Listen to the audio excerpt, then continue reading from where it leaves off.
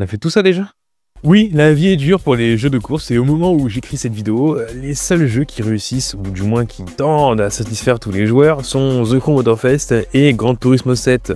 Alors autant vous dire que c'est bien léger pour des machines qui poussent les limites techniques au-delà du possible. Et si cette génération et nous-mêmes, les joueurs, n'étions pas témoins de la mort du jeu de course? Un genre si particulier et si cher à nos yeux durant les générations passées. Après un état des lieux du JV, on va pouvoir se pencher sur les facteurs qui ont précipité, ou du moins qui accélèrent l'art perdu du jeu de course. Depuis la 9e génération de consoles, on peut pas trop dire que l'heure est à la fête, encore plus depuis la fin du Covid et le retour à la réalité, qui est plus que rude pour le secteur.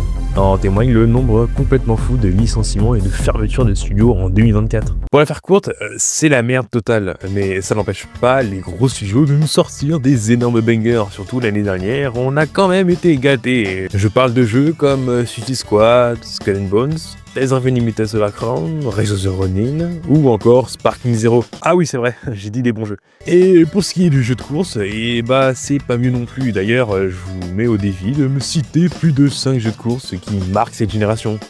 Et vous savez quoi? Je suis bon joueur, je vous laisse 5 secondes pour réfléchir. Vas-y, réfléchissez.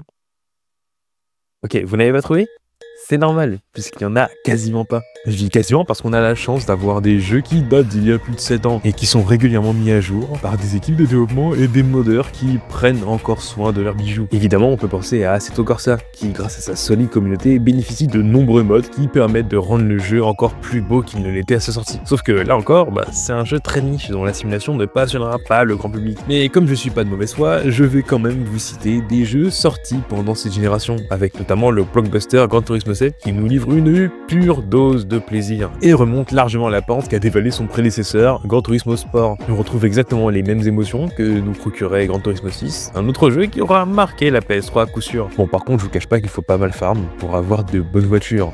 Mais bon, si vous jouez à GT, c'est que vous connaissez de près ou de loin la licence. Et on peut également parler de The Crew Motorfest, qui est tout bonnement l'étendard du jeu de course arcade de cette génération. Et pour avoir joué à la démo, c'est bien sympathique, et ça vaut le détour. On a de bonnes sensations de conduite, et le concept des playlists est une bonne idée avec de nombreux thèmes, assez intéressants pour la plupart. Et ironie du sort quand on se rend compte que c'est un jeu Ubisoft qui se hisse à la place des meilleurs jeux de course de l'ère PS5 Xbox Series X. Bon, après avoir parlé de tout ça, il est grand temps de parler de ce qui ne va pas avec ce genre. Comme on l'avait vu dans la précédente vidéo, le jeu de course se divise en deux branches, l'arcade et le sim racing. On va pas revenir sur les concepts, vous avez qu'à voir la vidéo, mais tout ce que je peux ajouter, c'est que The Crew et GT sont d'excellents exemples pour illustrer nos propos, tant les deux licences représentent l'écart entre les deux genres. Dans tous les cas, autant vous dire que les joueurs de sim racing sont bien différents de ceux qui jouent aux jeux d'arcade. Sauf qu'aujourd'hui, on se retrouve avec un petit problème. Nous sommes à la 9e génération de console et on demande aux jeux de course de posséder à la fois une histoire, du online, du solo, un gameplay réaliste, mais pas trop parce que sinon les joueurs vont quitter le jeu, payer, rager et faire du review en ming. Et donc les studios se retrouvent complètement bloqués tellement il est difficile de mélanger l'online à un solo. D'autant plus que le jeu doit être tout public pour toucher un maximum de joueurs. Donc des histoires pas trop trash, faut pas que ce soit un nanar non plus, sinon il va juste devenir un navet comme l'a été un certain Need for Speed Payback, qui est pour le coup un des pires de la licence. On avait de superbes cinématiques et des missions ultra intenses, mais on se retrouvait dans un monde ouvert, vide, et où la police, qu'on nous avait vendue comme la plus féroce depuis le début de la licence, était tout bonnement inexistante en mode libre. Il fallait jouer à des missions spéciales de livraison pour vraiment obtenir ce semblant de course-poursuite. Et je vous rassure, au final, on avait juste des flics qui nous suivaient jusqu'à ce qu'on soit à 1 km de l'arrivée, sans parler des microtransactions qui pullulent pour progresser. Et c'était un grand classique pour l'époque, encore plus pour les productions d'Electronic Arts. D'ailleurs, en parlant de Payback, Need for Speed est devenu l'ombre de lui-même depuis le dernier bande de bus sorti en 2015, qui s'appelait Need for Speed, tout simplement. C'est un peu la licence qui illustre parfaitement la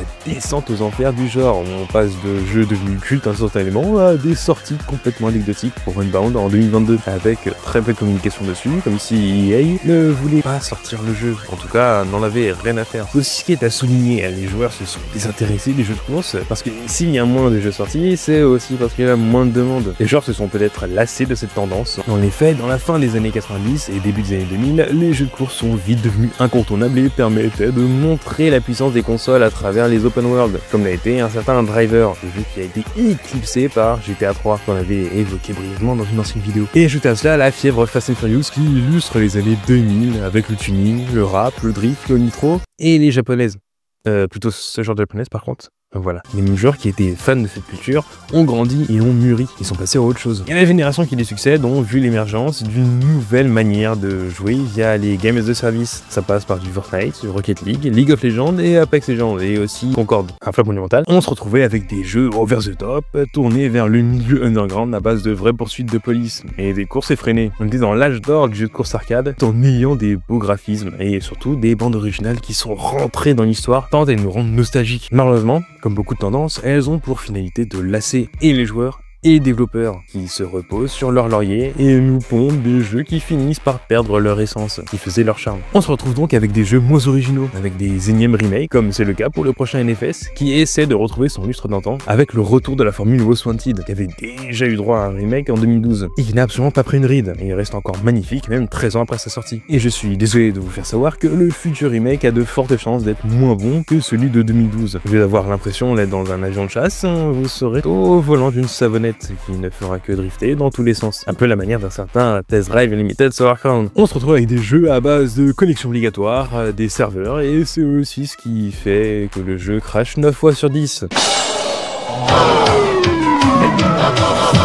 Ce qui peut être très frustrant quand on est en pleine course. Il est également de plus en plus difficile de retenir les joueurs sur un jeu quand il a zéro suivi. J'ai envie de dire, qui va acheter chaque année une mise à jour à 80 €? Ça n'a complètement aucun sens. Et sans parler du fait que les jeux sortent de moins en moins finis, histoire de faire plaisir aux investisseurs et aux actionnaires qui voient dans les studios de développement un moyen de rajouter quelques zéros à leur chèque de fin de mois. Donc au lieu de reporter ou peaufiner, on sort une version bêta et on fait des mises à jour massives pour rassurer les joueurs. Sauf que le temps que ce soit fait, bah tout le monde a déjà arrêté et mis son jeu dans un coin de son étagère. Mais le point principal qui explique la mort du jeu de course est surtout la multiplication des open world, car comme on a dit précédemment, on n'avait pas tellement de jeux en monde ouvert avant GTA 3. À partir de là, on a une multiplication du GTA-like et on n'a plus besoin de se limiter à conduire pour appréhender un sentiment de liberté. Depuis qu'on peut descendre de sa voiture, la vision elle a changé. On se retrouve avec des jeux bien meilleurs que certaines licences qui s'encrassent tout en mélangeant fun et réalisme. Et pour conclure, le jeu de course vit ses dernières années dans cette génération. La multiplication des open world a fait les beaux mais aussi les mauvais jours du genre, faisant passer certains cadors pour de simples caniches en voie d'extinction. En réalité, c'est un genre qui était surtout tendance et était l'ambassadeur d'une époque où émergeaient les milieux underground avec toutes les cultures autour qui s'en émanent. Aujourd'hui,